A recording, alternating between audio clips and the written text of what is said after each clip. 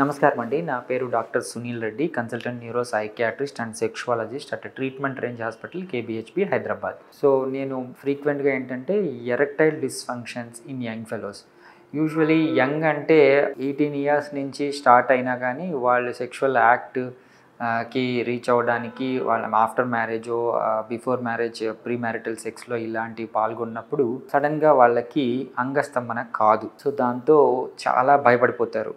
ఏదో అయిపోయింది అని చెప్పేసి ఒక మానసికంగా లో అయిపోతారు. ఎవరు చెప్పినా వినరు. యూజువలీ నన్ను ఈ యంగ్ ఏజ్ కుర్ర వాళ్ళు వాళ్ళ ఫ్రెండ్స్తో పాటు కానీ వాళ్ళ సిబ్లింగ్స్తో పాటు కానీ అంటే అన్నదమ్ములతో కానీ వాళ్ళ దగ్గర వాళ్ళ రిలేటివ్స్తో కానీ ఈవెన్ ఫాదర్ మదర్స్తో కూడా వస్తూ ఉంటారు.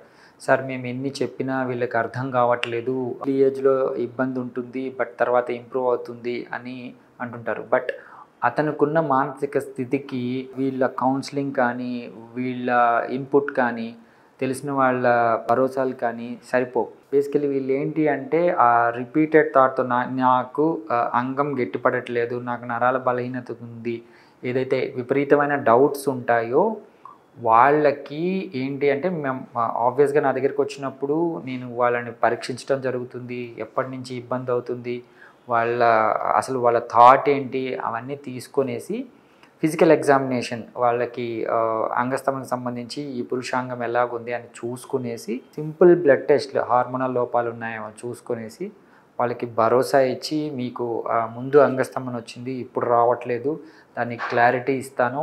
ఏంటి అంటే అంగానికి రక్త సరఫరా పెంచితే ఆబ్వియస్గా అంగానికి స్తంభించడం అనే శక్తి వస్తుంది and you can go for a sexual act అని వాళ్ళకి భరోసా ఇవ్వడం జరుగుతుంది. సో ఇక్కడ క్లారిటీ ఏంటంటే ఇంత యంగ్ ఫెలోస్కి మనం ఏదో మెడికేషన్స్ ఇచ్చి ఆ రోజే ఆ సెక్షువల్ యాక్ట్ని ఇంప్రవైజ్ చేయటం కాదు, వాళ్ళ లైఫ్ లాంగ్ హ్యాపీగా ఇలాంటి ఇష్యూస్ మళ్ళీ రాకుండా ఏంటి అంటే వాళ్ళకి shock wave therapy, extra corporeal లో ఇంటెన్సిటీ షాక్ వేవ్ థెరపీ అంటాము. సో దీంతో ఏమవుతుంది అంటే ఈవెన్ యంగ్ ఫెలోస్లో కూడా ఎటువంటి సైడ్ ఎఫెక్ట్స్ లేకుండా దీన్ని రిపీటెడ్గా యూజ్ చేయకుండా హ్యాపీగా వాళ్ళ సెక్షువల్ డిస్ఫంక్షన్ ఏమైనా ఎరెక్టైల్ డిస్ఫంక్షన్ కావచ్చు, ఈవెన్ ప్రీమెచ్యూర్ ఎజాకులేషన్ కావచ్చు, యాంగ్జైటీ పర్ఫార్మెన్స్ రిలేటెడ్ ఇష్యూస్ కావచ్చు, మెంటల్ హెల్త్ రిలేటెడ్ ఇష్యూస్ కావచ్చు.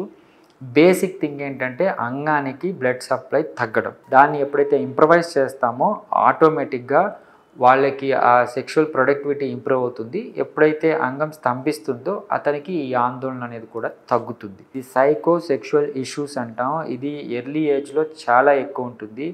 వాళ్ళకి భరోసా ఇవ్వటంతో పాటు అంగానికి రక్త సరఫరా పెంచడం ద్వారా వాళ్ళు హ్యాపీగా ఈవెన్ సెక్షువల్ లైఫే కాదు వెల్నెస్ కూడా ఇంప్రూవ్ అవుతుంది. నా దగ్గరికి అటెండర్స్ తీసుకొస్తారు. సార్ వీడికి ఏమీ లేకపోయినా దీని గురించి ఎక్కువ ఆలోచిస్తుంటాడు, ఇబ్బంది పడుతుంటాడు, రాత్రిలో నిద్రపోడు, ఇబ్బంది పడుతుంటాడు. సో అతనికి మంచి మాటలతో పాటు ఇలాంటి ఎటువంటి సైడ్ ఎఫెక్ట్స్ లేని ట్రీట్మెంట్ ఇవ్వడం ద్వారా వాళ్ళు హ్యాపీగా మానసిక ఆందోళన నుంచి తప్పికొని ఈ సెక్షువల్ యాక్టివిటీ కూడా ఇంప్రవైజ్ అవుతుంది.